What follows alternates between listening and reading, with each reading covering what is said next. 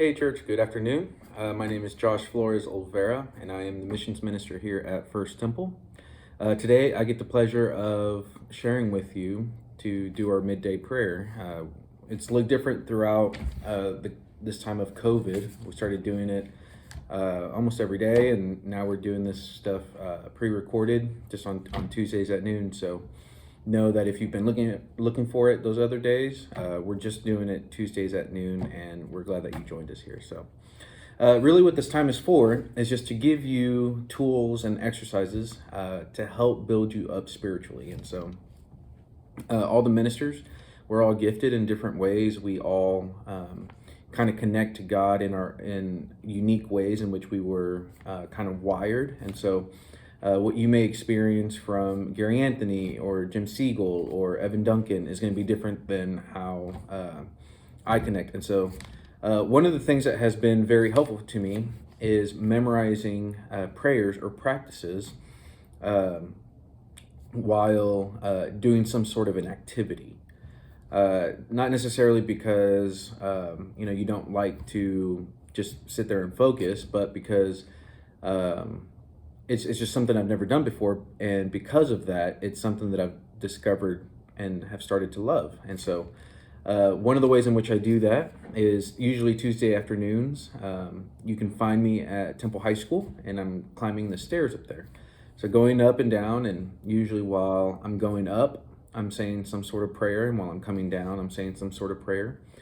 And so today I wanted to share with you one of those prayers that I have started doing, because what you'll notice is, at least for me, is we've built up a lot of mental habits depending on what our life is like, right? So when times are filled with anxiety or filled with a lot of uncertainty, we can find ourselves constantly worrying.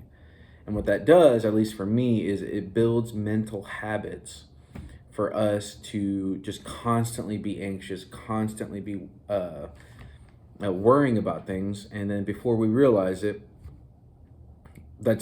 we're really good at it, because we practiced it so much. And so really what I've been trying to do is just retrain my mind to, rather than being anxious, which is something that I wrestle with, is anxiety.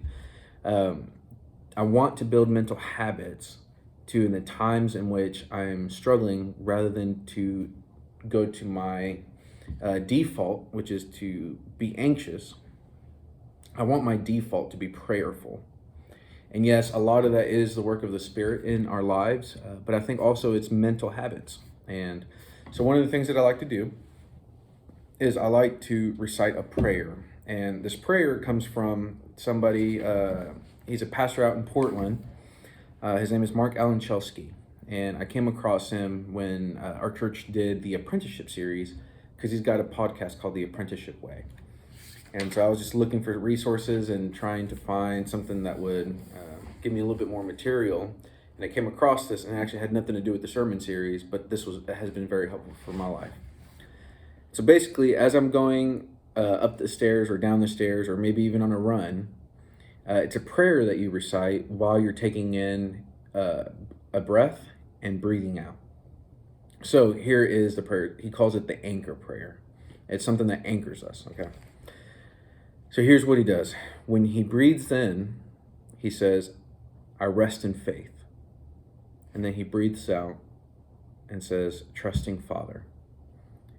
He breathes in, "I walk in faith."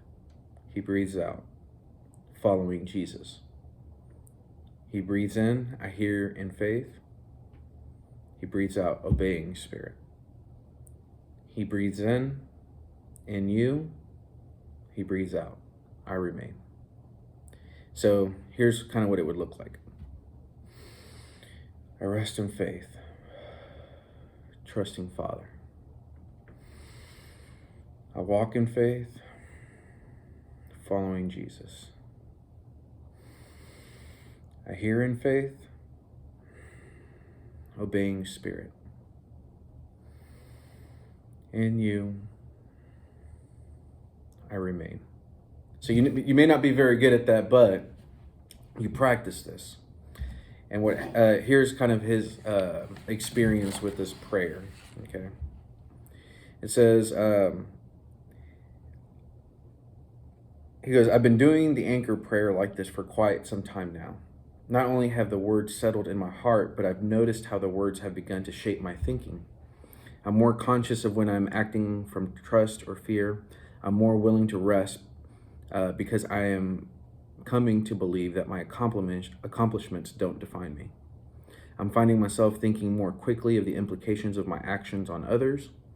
More frequently, as I weigh options during the day, I'm slowing to hear if the Spirit is moving me in one direction or another." So this is just a little resource for you to practice. Like anything that takes practice, you may not be very good at it at first, but the more you do it, I've been doing this for about 2 months now, and it's getting a little bit more natural.